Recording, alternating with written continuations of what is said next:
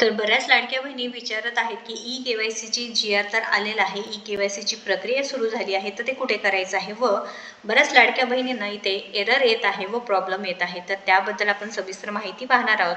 मुख्यमंत्री माझी लाडकी बहीण योजनेची जी ऑफिशियल वेबसाईट आहे तुम्ही पाहू शकता.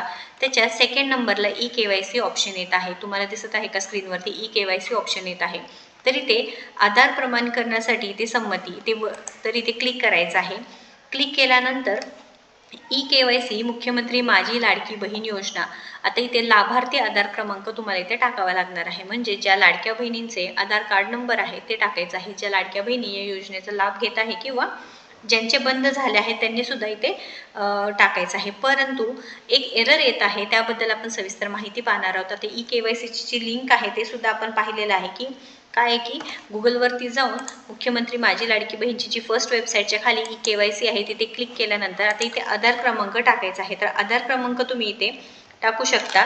आता आपण टाकून बघूया, प्रॅक्टिकली आपण लाईव्ह बघूया. इथे मी आधार क्रमांक टाकत आहे. ज्या लाडक्या बहिणीला ऑगस्टचा सुद्धा हप्ता मिळाला आहे त्या लाडक्या बहिणींचे इथे मी आधार क्रमांक टाकला आहे. कॅप्चे टाकत आहे.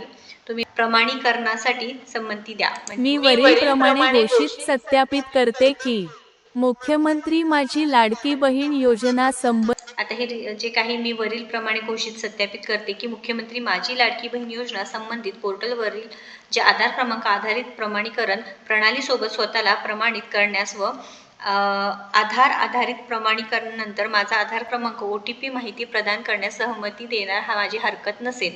मी ही देखील सहमत करते की मुख्यमंत्री माझी लाडकी बहीण योजना माझी ओळख पटवण्यासाठी व प्रमाणित करण्यासाठी माझा आधार क्रमांकाचा वापर करू शकतात. तर आपली संमती म्हणजे आपली जे काही परमिशन आहे ते द्यायचे आहे. मी सहमत आहे, मी सहमत नाही. तर आपण इथे मी सहमत आहे टाकायचं आहे व OTP पाठवा.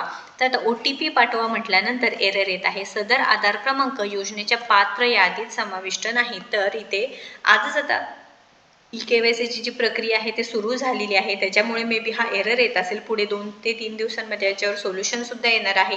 व आता हा जो आधार क्रमांक टाकलेला त्या लाडक्या बहिणीचा आहे ज्यांना पूर्ण हप्ते म्हणजे जून, जुलै, ऑगस्ट सर्व हप्ते मिळाले आहेत त्या लाडक्या बहिणींच्या लिस्टमध्ये आहे ज्यांना ज्या पात्र आहेत, तरी सुद्धा इथे एरर येत आहे. तर लक्षात घ्या, हे एरर सगळ्यांनाच येत आहे, त्यामुळे टेन्शन घेऊ नका.